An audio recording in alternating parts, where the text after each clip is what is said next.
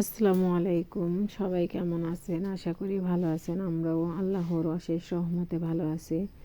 চলে আসছি আর একটা নতুন ভিডিওতে। ভিডিওটি শুরু করছি সকাল থেকেই।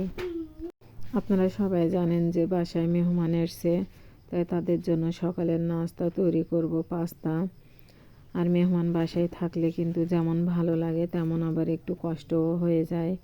ছোট বাচ্চা কাচ্চা নিয়ে তাদের স্কুল পড়াশোনা সব দিকে একটু টাফ হয়ে যায়। আর শীতের সকালে তো এমনি অনেক কষ্ট হয় সকাল সকাল উঠতে, তারপরেও সব কিছু আল্লাহর রহমতে গুছিয়ে নিয়েছি। এখন নাস্তাটা তৈরি করে মেহমানদের নাস্তাটা খাইয়ে আমি স্কুলে চলে যাব আনামকে নিয়ে। স্কুল তো আর বন্ধ দেওয়া যাবে না।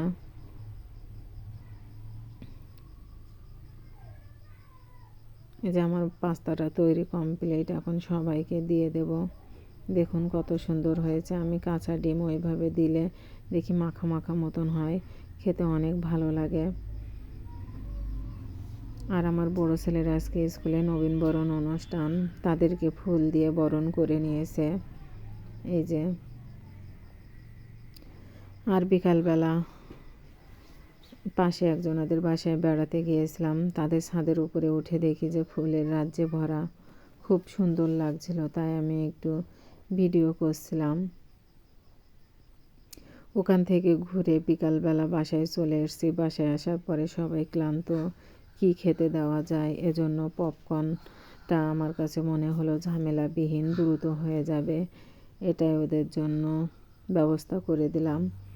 তারপরে মেহমানরা যে কী কী নিয়ে এসছে সেটা তো আপনাদের সাথে শেয়ার করা হয়নি।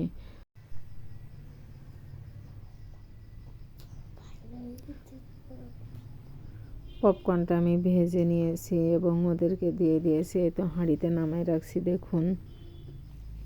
আর এ পাশ দিয়ে ওরা কী কী নিয়ে এসছে সেটাই বলি আপনাদেরকে। গাছের সিম, বেগুন আর মেটে আলু। আর সিম কিন্তু আমার অনেক পছন্দ একটা সবজি। আর এর ভিতরে আছে চাউলের গুঁড়া, এটা ওদেরকে আমি নিয়ে আসতে বলছিলাম, ওরা শুকিয়ে নিয়ে আসছে। আমার শুকোনোর কোনো ঝামেলাই করতে হলো না। তারপর সন্ধ্যার সময় আবার হালকা ঝাল ঝাল কিছু খেতে মন চাইলো, এজন্য এখানে ধনিয়া পাতা চপ করে নিয়েছি, গাজর, টমেটো, কাঁচা ঝাল, পেঁয়াজ এগুলো কুচিয়ে নিয়েছি। নিয়ে এখন সুন্দর করে ঝালমুড়ি মাখাবো।